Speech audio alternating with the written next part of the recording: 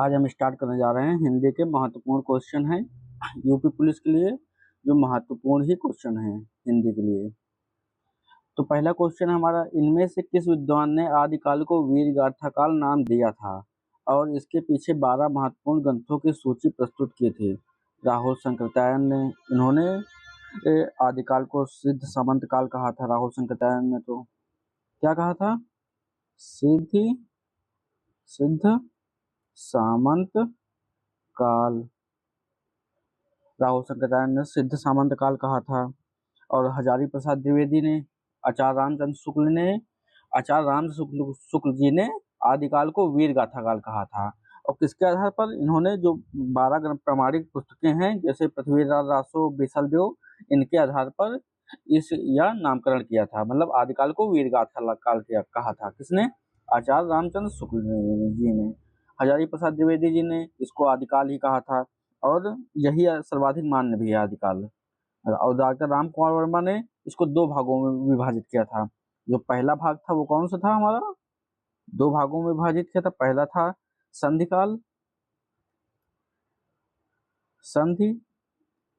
काल और दूसरा था हमारा चारण काल।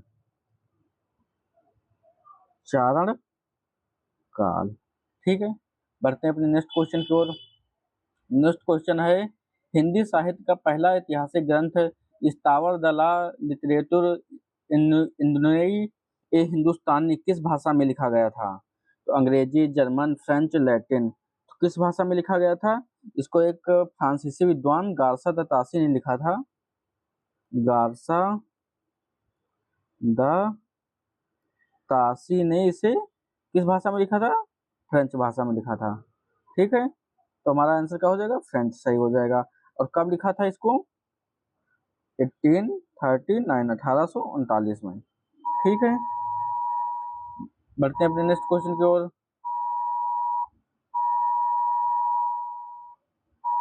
नेक्स्ट क्वेश्चन क्या है?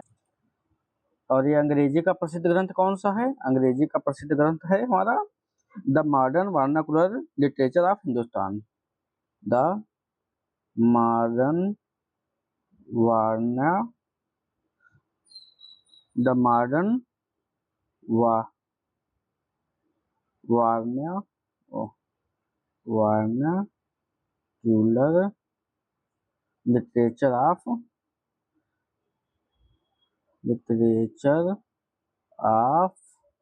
हिंदुस्तान। और इसे किसने लिखा था हमारा? ये इसने लिखा था जॉर्ज ग्रियर्सन ने। ठीक है, हमारा फ्रेंच भाषा का कौन सा है? गार्सा द तासी ने लिखा था। कौन सा है? इस्तवार दल्ला लिटरेचर इंडोनेई ए हिंदुस्तानी, फ्रेंच भाषा में है ये। ठीक है, बढ़ते हैं अपने नेक्स्ट क्वेश्चन की ओर। डॉक्टर राम कुमार वर्मा ने अपने ऐतिहासिक ग्रंथ हिंदी साहित्य का आलोचनात्मक इतिहास में आदिकाल को किन 2 खंडों में विभाजित किया है? तो आदिकाल को किन 2 खंडों में विभाजित किया डॉक्टर राम कुमार वर्मा ने? अभी हमने ऊपर बताया आपको, संधिकाल और चारणकाल। संधिकाल किस बेस पर नाम दिया गया इन्होंने? संधिकाल का मतलब होता है, संधिकाल में क्या होता था? जो अपभ्रंश की रचनाएं हैं उनके लिए, मतलब अपभ्रंश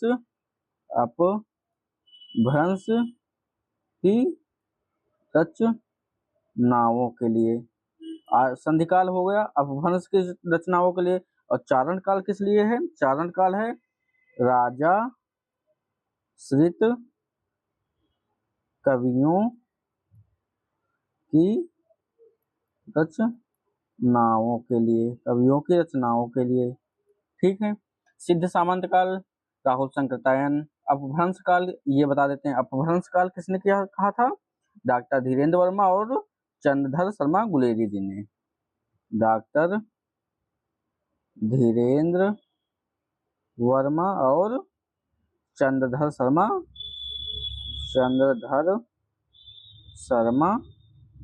गुलेरी जी ने।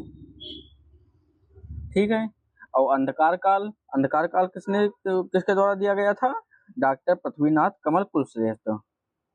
डॉक्टर पृथ्वीनाथ नाथ कमल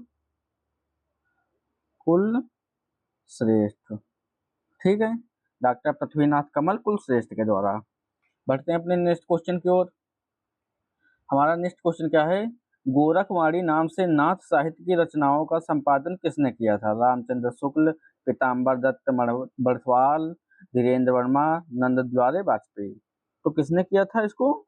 जो नाथ संप्रदाय है, नाथ साहित्य है, जो नाथ संप्रदाय के प्रवर्तक थे गुरु गोरखनाथ की प्रामाणिक रचनाओं को, मतलब उनके प्रामाणिक संपादन किया था, जो वो गोरखवाणी में किया था। प्रामाणिक संपादन जो किया था वो किसमें किया गया था? गोरखवाणी में किया गया था। ठीक है, और किसने किया था ये? पीताम्बर दत्त बड़सवाल ने। बी नंबर आंसर हमारा सही है। ठीक है, और रामचंद्र शुक्ल ने क्या किया था? कौन सा मुख्य कौन सी है ऐतिहासिक ग्रंथ क्या लिखा, कौन से लिखे थे इन्होंने? जो ऐतिहासिक ग्रंथ है रामचंद्र शुक्ल जी के, वो भ्रमर गीत है, भ्रमर गीत सार, भ्रमर गीत सार, और दूसरा कौन सा है? भ्रमर गीत सार और तुलसी ग्रंथावली। कौन से? भ्रमर गीत सार और तुलसी ग्रंथावली। ठीक है, धीरेन्द्र वर्मा के कौन से हैं? धीरेन्द्र वर्मा ने क्या लिखा था? ब्रज भाषा व्याकरण, ब्रज भाषा व्याकरण, ब्रज भाषा व्याकरण लिखा था। ठीक है, और नंद द्वारे वाजपेयी ये आलोचक हैं, ये आलोचक रूप, मतलब आलोचक के रूप में जाने जाते हैं। किस भाषा के लिए आलोचक? छायावादी और सौष्ठववादी। लिख देते हैं, छायावादी और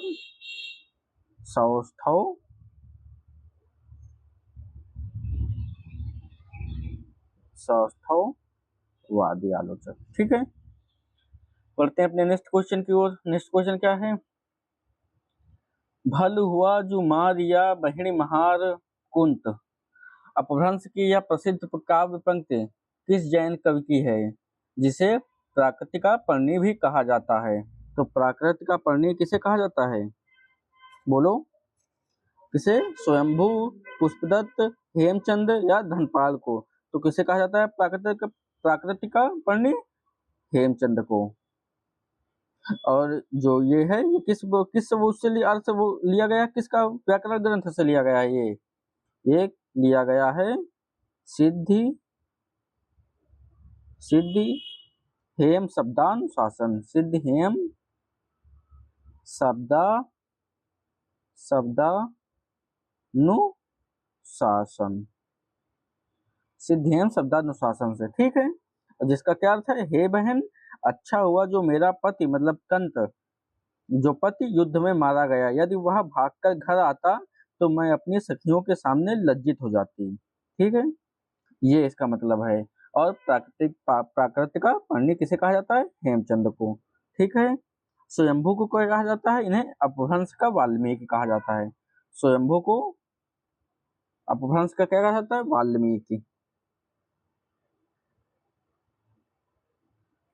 वाल्मीकि। और पुष्पदत्त को इन्हें अपभ्रंश का वेदव्यास कहा जाता है। वेदव्यास, अपभ्रंश का वेदव्यास कहा जाता है। ठीक है, और इन्होंने, धनपाल ने क्या कहा था? धनपाल ने भविष्यत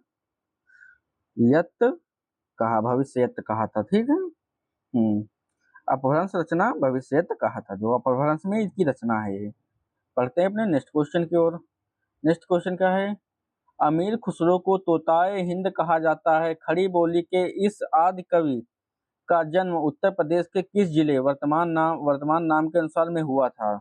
तो अमीर खुसरो का जन्म किस जिले में हुआ था? अमीर खुसरो का जन्म हुआ था कब? 1253 में, 1253 में हुआ था। और कहाँ? कासगंज पटियाली, मतलब एटा के पटियाली नामक कस्बे में हुआ था, जो वर्तमान में कासगंज जिले के अंतर्गत आता है। ठीक है, और इन्हें हिंदी खड़ी बोली का प्रथम कवि माना जाता था। ठीक है, नेक्स्ट आते हैं, और कासगंज, बदायूं से कौन आता है? बदायूं से तुम्हारे कौन है प्रसिद्ध इतिहासकार? बदायूं से हैं हमारे प्रसिद्ध इतिहासकार अब्दुल कादिर बदायूनी, अब्दुल कादिर बदायूं। अमरोहा से एक लोगों तो आप लोग जानते होंगे, जॉन ओलिया के आप लोग बहुत मशहूर शायर हैं, इनको तो आप लोग जरूर जानते होंगे। और दूसरे कौन से हैं? सूफी संत शाह विलायत सूफी संत हैं।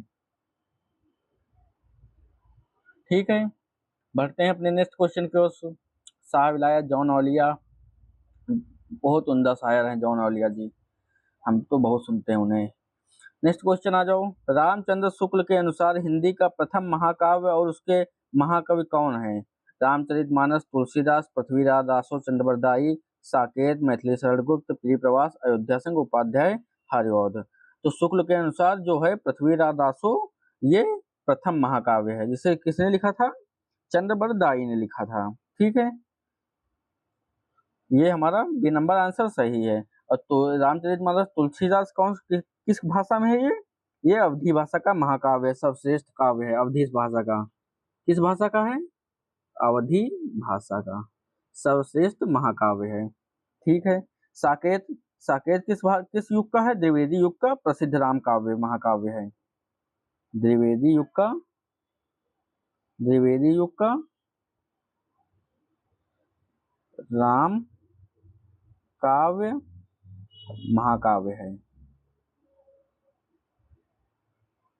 महाकाव्य है, ठीक है। और हरिऔध जी या खड़ी बोली हिंदी का प्रथम महाकाव्य, जो प्रिय प्रवास है खड़ी बोली हिंदी का प्रथम महाकाव्य, खड़ी बोली हिंदी का प्रथम महाकाव्य है। ठीक है, प्रथम महाकाव्य है जो प्रिय प्रवास है, ये खड़ी बोली हिंदी का प्रथम महाकाव्य है। ठीक है, शुक्ल के अनुसार पृथ्वीराज रासो जिसे चंद्रबरदाई ने लिखा है हिंदी का प्रथम महाकाव्य है। नेक्स्ट क्वेश्चन की ओर आ जाते हैं हम लोग। कबीर दास की वाणियों का संग्रह बीजक कहलाता है, इसका संपादन कबीर के किस प्रसिद्ध शिष्य ने वर्ष 1464 में किया था? तो कबीर के किस प्रसिद्ध शिष्य ने किया था? धर्मदास ने किया था। और इसके 3 वो हैं भाग हैं। कौन कौन से 3 भाग हैं? साखी, सबद और रामायणी। ठीक है, साखी, सबद, रामायणी 3 भागों में किया था। आ गया समझ में? बढ़ते हैं अपने नेक्स्ट क्वेश्चन की ओर। नेक्स्ट क्वेश्चन क्या है? हिंदी का प्रथम सूफी ग्रंथ चंदायन 1379 के रचनाकार कौन हैं? कुतुबुन, मुल्ला दाऊद, मंझन और उस्माद।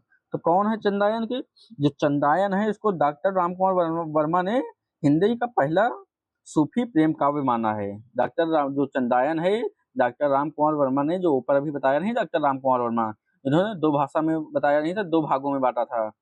हाँ, उन्होंने चंदायन को सूफी का पहला प्रेम काव्य माना है। ठीक है, और इसके रचनाकार कौन है? मुल्ला दाऊद हैं। इसके रचनाकार कौन है? मुल्ला दाऊद हैं। इसमें कौन सी है? इसमें कथा में लोरिक और चंदा की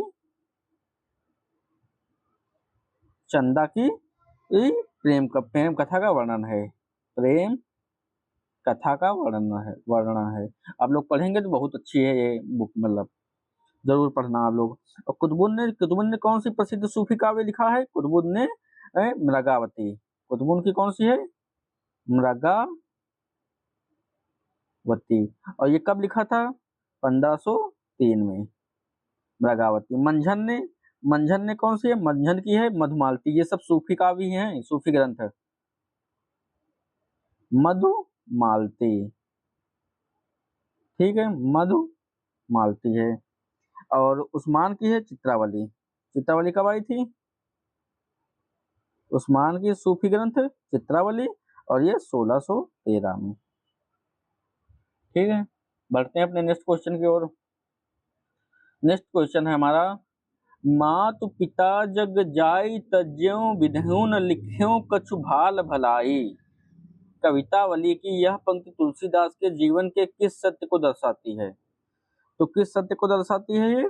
गुरु द्वारा त्याग नहीं, इसका अर्थ ही नहीं। माता पिता द्वारा, देखो मात पिता जग जाय तज्ज्यों, माता पिता द्वारा बचपन में त्याग दिया जाना, यही होगा इसका आंसर।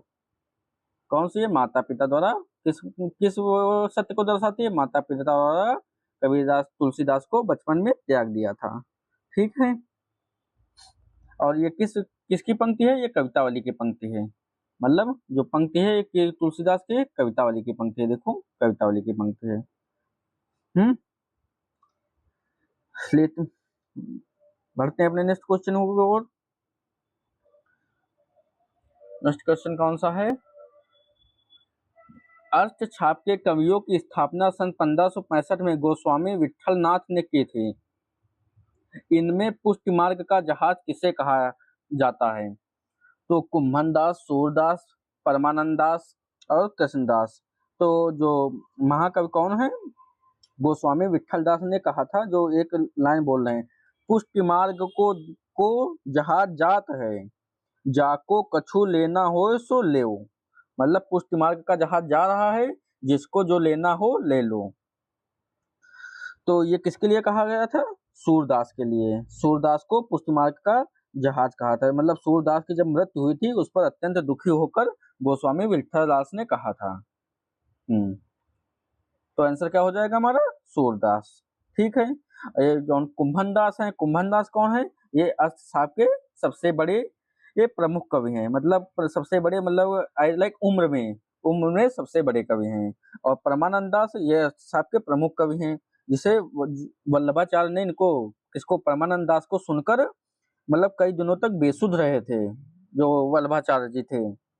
और ये कृष्णदास कौन है? कृष्णदास अर्थशास्त्र के अधिकारी कवि या मंदिर की व्यवस्था देखते थे, जो कृष्णदास हैं। बढ़ते हैं अपने नेक्स्ट क्वेश्चन की ओर। नेक्स्ट क्वेश्चन क्या है हमारा? कठिन काव्य का प्रेत किस रीतिकालीन कवि को कहा जाता है, जिनकी क्लिष्ट भाषा के कारण आचार्य शुक्ल ने उन्हें हृदयहीन कवि कहा था? को किसे कहा था? बिहारी लाल, घनानंद, आचार्य केशवदास, भूषण। तो किसे कहा था? कठिन काव्य का प्रेत या हृदयहीन कवि? हृदयहीन कवि, या और कौन क्या कहा था? कठिन काव्य का प्रेत। कठिन काव्य का प्रेत, कठिन काव्य का प्रेत किसे कहा था? आचार्य केशवदास को। ठीक है, आचार्य केशवदास को कहा था। जो इनकी वो थी शब्दावली थी, वो कठिन संस्कृत निष्ठ शब्दावली थी। मतलब क्लिष्ट होने के कारण चमत्कारी प्रदर्शन थे इनके वो लेखन में जो था। ठीक है, इसलिए शुक्ल जी ने इन्हें हृदयहीन कवि कहा था। बिहारी को क्या कहा जाता है? बिहारी लाल को रीति सिद्ध कवि कहा जाता है। बिहारी लाल को रीति सिद्ध कवि, रीति सिद्ध कवि कहा जाता है बिहारी को। ठीक है, घनानंद को रीति मुक्त कवि कहा जाता है। घनानंद को रीति मुक्त कवि कहा जाता है। घनानंद को रीत मुक्त कवि कहा जाता है। और भूषण को, जो ये भी रीत काल जो भूषण है, ये रीत काल के एक मात्र ऐसे कवि हैं जो श्रृंगार रस को छोड़कर और वीर रस में अपनी कविताएं लिखते थे। बढ़ते हैं अपने नेक्स्ट क्वेश्चन की ओर। आ गए ना समझ में? नेक्स्ट क्वेश्चन आ जाओ हमारा। रीतिकाल के उस एकमात्र कवि का नाम बताइए जिसने केवल एक ही ग्रंथ लिखकर हिंदी साहित्य में अमरता प्राप्त कर ली थी। तो मतीराम, बिहारी लाल, पद्माकर, देव। तो किसका है ये? बिहारी लाल का एकमात्र जो ग्रंथ था बिहारी सत्साई, उस पर उसको लिखकर मतलब हिंदी साहित्य में अमरता प्राप्त कर ली। मतलब सूरज की तरह चमकने लगे आकाश में। उन किसका कौन सा ग्रंथ था वो? बिहारी का बिहारी सत सही। इनके लिए कहा जाता है, बिहारी सत्साई के लिए, सतसैया के दोहरा जो नाविक के तीर देखन में छोटे लगे घाव करें गंभीर। ठीक है, बिहारी सत्साई में कितने दोहे थे? 713 वेरा के 713 दोहे थे लमसम। हाँ, 713 दोहे थे। 713 दोहे थे। मतीराम की भी है। मतीराम, सतसाई और ललित ललाम, दो इनकी प्रसिद्ध रचनाएं हैं। कौन सी? मतीराम सतसाई, मतीराम सतसई और ललित ललाम, ललित ललाम, ललित ललाम है। पद्माकर की कौन सी है? पद्माकर की है जगत विनोद। पद्माकर की कौन सी है? जगत विनोद।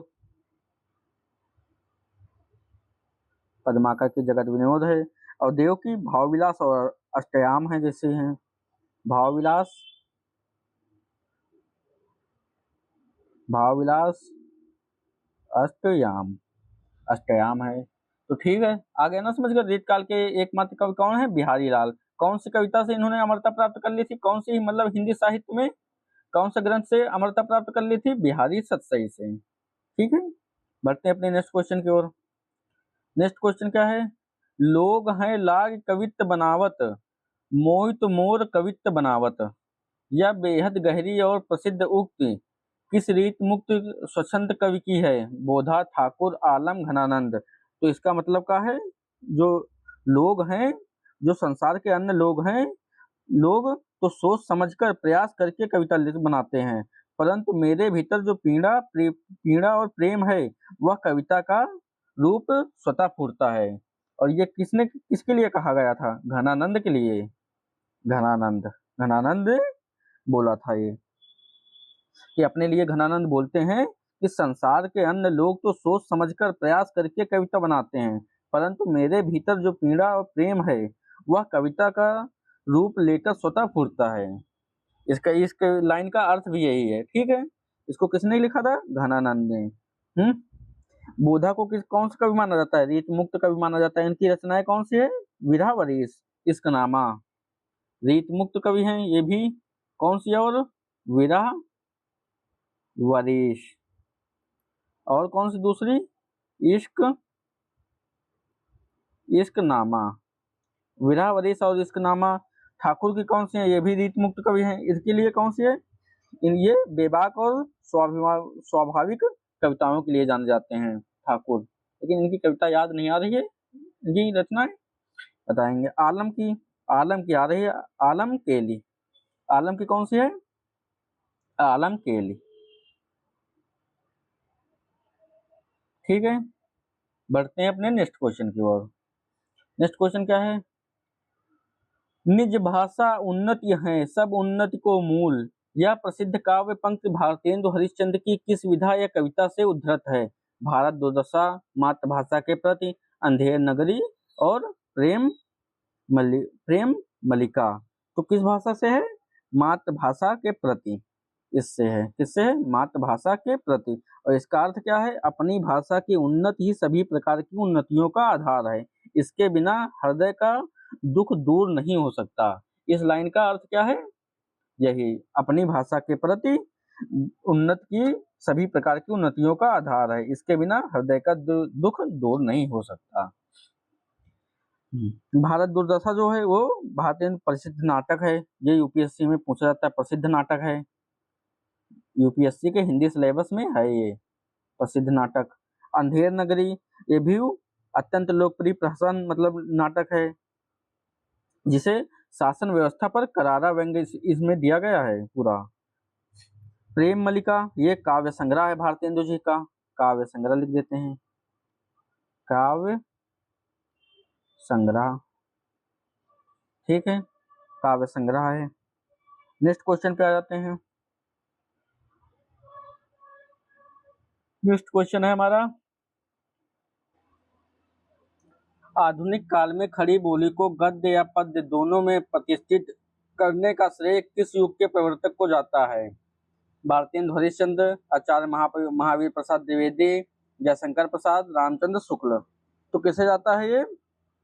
जो महावीर प्रसाद द्विवेदी जी हैं, भारतेंदु हरिश्चंद्र जी ने तो इसे मतलब खड़ी बोली का जो वो था, गद्य की भाषा जो है खड़ी बोली हो गई थी भारतेंदु हरिश्चंद्र जी के समय में, परंतु जो कविता की भाषा थी वो तब भी ब्रज भाषा ही थी। लेकिन जो महावीर प्रसाद द्विवेदी जी हैं, इन्होंने अपनी पत्रिका सरस्वती का संपादन किया, जिसमें कवियों को खड़ी बोली बोलने के लिए मतलब खड़ी बोली कविता लिखने के लिए प्रेरित किया था। ठीक है, और इन्हीं की वजह से इसे क्या कहा जाता है? द्विवेदी युग भी कहा जाता है। द्विवेदी युग क्या वो कहा जाता है? द्विवेदी युग। ठीक है, नेक्स्ट क्वेश्चन पे आ जाते हैं अपने। नेक्स्ट क्वेश्चन है, भारत भारती 1912 काव्य ग्रंथ के कारण महात्मा गांधी ने मैथिली शरण गुप्त को कौन सी उपाधि दी थी? तो जो भारत भारती हमारी काव्य ग्रंथ है, इसमें मतलब जो है, इसमें मतलब है कि स्वतंत्रता संग्राम के लोगों के भीतर अपूर्व राष्ट्र प्रेम जगा दिया था। जिसने इसे भारत भारती ने पढ़ा, उसके स्वतंत्रता संग्राम के जो लोगों ने इन्हें पढ़ा भारत भारती को, तो उनके अंदर एक अपूर्व राष्ट्र प्रेम जग गया था। तो इस वजह से प्रभावित होकर महात्मा गांधी ने इन्हें राष्ट्र कवि की उपाधि दी थी। कौन सी? राष्ट्र कवि की। ठीक है, राष्ट्र कवि की उपाधि दी थी। नेक्स्ट क्वेश्चन आ जाओ। नेक्स्ट क्वेश्चन है, अयोध्या सिंह उपाध्याय हरिऔध द्वारा लिखित खड़ी बोली का प्रथम महाकाव्य कौन सा है? वैदेही वनवास, चौक चौपड़े, प्रियप्रवास और परिजात। तो कौन सा है हमारा? प्रियप्रवास। प्रियप्रवास कब लिखा गया था खड़ी बोली का? प्रियप्रवास कब लिखा गया था? 1914 में। ठीक है, जो लोक कल्याण मतलब इसमें राधा के विरह का बहुत ही सात्विक और लोक कल्याणी रूप प्रस्तुत किया गया है। किसमें? प्रियप्रवास में। प्रियप्रवास जरूर आप लोग पढ़ना, बहुत अच्छी बुक है। नेक्स्ट आ जाओ। नेक्स्ट है हमारा, छायावाद के 4 प्रमुख स्तंभों में से प्रकृति का सुकुमार कवि कहा जाता है। किसे कहा जाता है प्रकृति का सुकुमार कवि? बताओ। प्रकृति का सुकुमार कवि या चिदंबरा की चेतना? चिदंबरा की चेतना किसे कहा जाता है? दोनों ये सुमित्रानंदन पंत को कहा जाता है। किसे कहा जाता है? सुमित्रानंदन पंत को। कवि का मतलब क्या कहा जाता है? चिदंबरा की चेतना या प्रकृति का सुकुमार कवि। ठीक है, और जयशंकर प्रसाद को इन्हें क्या बोला जाता है? छायावाद का ब्रह्मा बोला जाता है। छायावाद का ब्रह्मा बोला जाता है। सूर्यकांत त्रिपाठी निराला जी को इन्हें छायावाद का महेश बोला जाता है। महेश बोला जाता है। ठीक है, और महादेवी वर्मा को आधुनिक मीरा या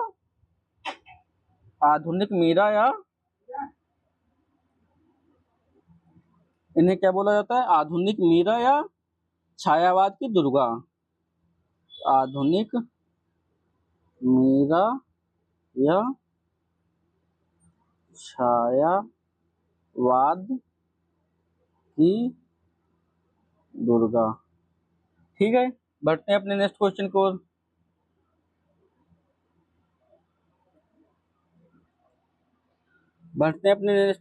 ओर। हमारा कौन सा है नेक्स्ट क्वेश्चन? जयशंकर प्रसाद के उस महाकाव्य का नाम बताइए जिसे छायावाद का उपनिषद कहा जाता है और जो 15 सर्गों में विभाजित है।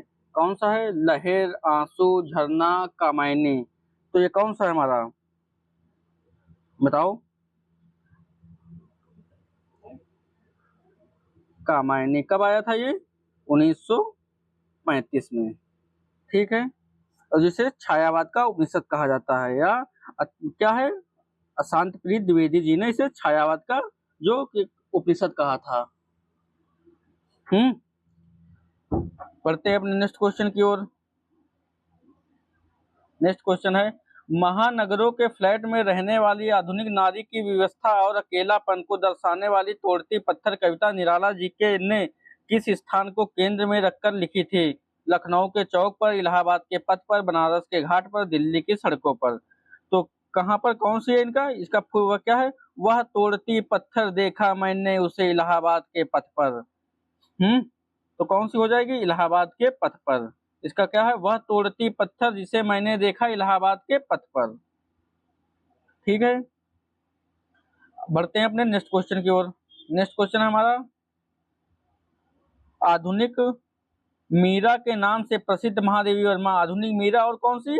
छायावाद की दुर्गा।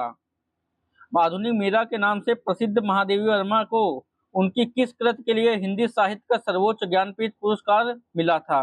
तो निहार, रश्मि, नीरजा और यामा। तो किसके लिए मिला था? यामा के लिए। महादेवी वर्मा को किसके लिए मिला था? यामा के लिए। कब मिला था? 1982 में। 1982 में।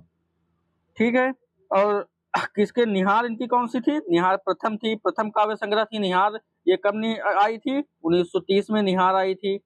और ये रश्मि ये दूसरा काव्य संग्रह था। जो और नीरजा के लिए इन्हें क्या मिला था? सक्सेरिया पुरस्कार मिला था इन्हें, सक्सेरिया पुरस्कार मिला था। नीरजा के लिए इन्हें क्या मिला था? सक्सेरिया पुरस्कार मिला था। ठीक है, बढ़ते हैं अपने नेक्स्ट क्वेश्चन की ओर। सिंहासन खाली करो कि जनता आती है, प्रगतिवादी और राष्ट्रीय चेतना की यह ओजस्वी पंक्ति की किस कवि की है, जिन्हें अधैर्य का कवि भी कहा जाता है? अधैर्य का कवि किसे कहा जाता है? रामधारी सिंह दिनकर को। तो हमारा आंसर क्या हो जाएगा? रामधारी सिंह दिनकर। ठीक है, जिन्हें अधैर्य का कवि या समय सूर्य भी कहा जाता है, समय सूर्य भी कहा जाता है। सुमित्रा कुमारी चौहान की कौन सी वो है एक कविता है? झांसी की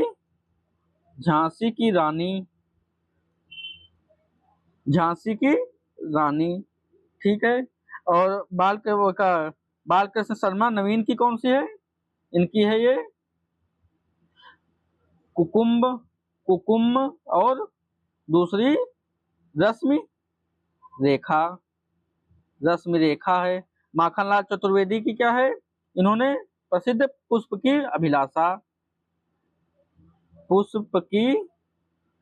अभिलाषा। ठीक है, पुष्प की अभिलाषा है। बढ़ते हैं अपने नेक्स्ट क्वेश्चन की ओर।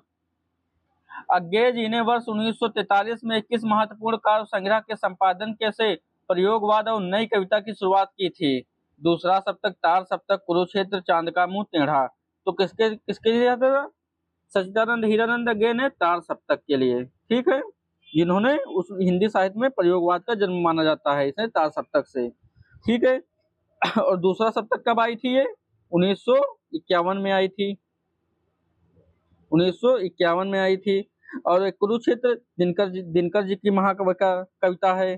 चांद का मुंह टेढ़ा गजानन माधव मुक्तिबोध। ये गजानन माधव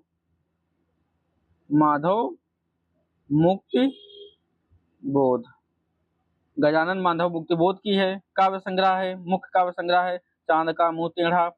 बढ़ते हैं अपने नेक्स्ट उपन्यास की ओर, नेक्स्ट प्रश्न की ओर। उपन्यास सम्राट मुंशी प्रेमचंद्र जी का वह कौन सा उपन्यास है जो कृषक जीवन का महाकाव्य माना जाता है, जिसमें होरी और धनिया मुख्य पात्र हैं? तो एक ही है हमारा गोदान में होरी और धनिया मुख्य पात्र हैं। ये गोदान का प्रकाशित हुआ था 1936 में। ठीक है, जिनमें शहरी जीवन और ग्रामीण जीवन को भी दर्शाया गया। बहुत अच्छा उपन्यास है ये। और ये सेवा सदन जो है ये प्रेमचंद्र जी का पहला उपन्यास है। कब आया था? ये 1918 में आया था, सेवा सदन। और गबन में क्या हुआ है? गबन में मतलब समाज के दिखावे और आभूषण के प्रति अत्यंत अंधी ललक की त्रासदी को दिखाता है ये जो गबन में। कर्मभूमि का है कि जो अछूतों और किसानों के करबंदी आंदोलन की पृष्ठभूमि पर लिखा गया है। कौन सी? कर्मभूमि। ठीक है, बढ़ते हैं अपने नेक्स्ट क्वेश्चन की ओर।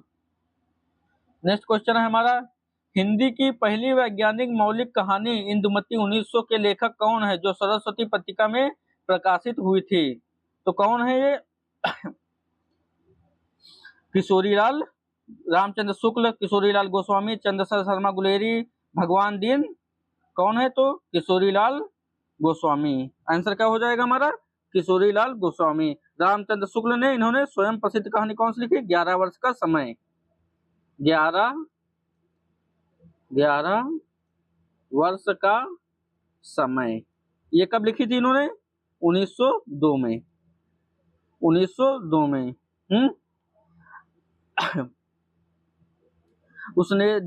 जिसमें उसने कहा था मील का पत्थर है। 3 कहानियां लिखी थी उसने कहा। ये गुलेरी जी ने कौन सी लिखी थी? उसने कहा ऊपर बताया ही अभी, उसने कहा था। और भगवान दीन ने प्लेग की चुड़ैल।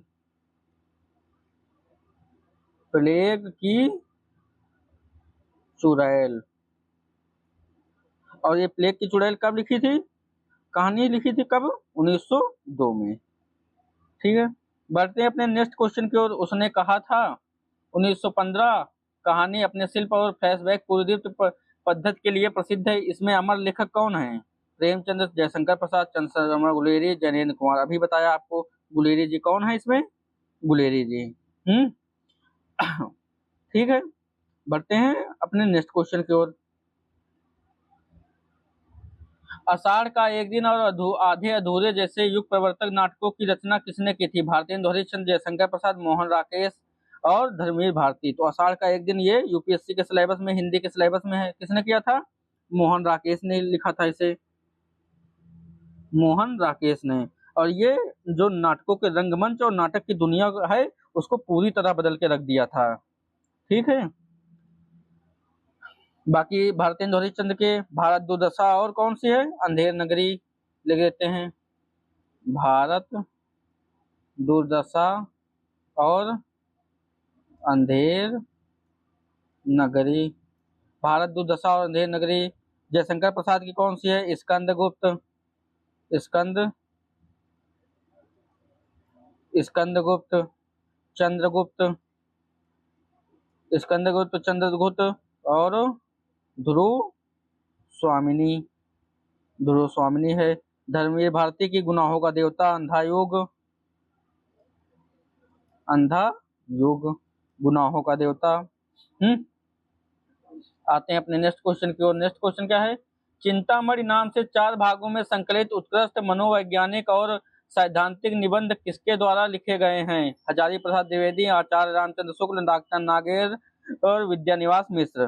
तो किसके द्वारा लिखे गए हैं चिंतामणि? शुक्ल जी के द्वारा। शुक्ल जी के द्वारा लिखे गए हैं। ठीक है। ये विचार विथि के नाम से छपा था, या पहले किस नाम से छपा था? विचार विथि, विचार विथि, पहले विचार विथि के नाम से छपा था। ठीक है, बढ़ते हैं अपने नेक्स्ट क्वेश्चन और लास्ट क्वेश्चन की ओर। हमारा नेक्स्ट क्वेश्चन क्या है?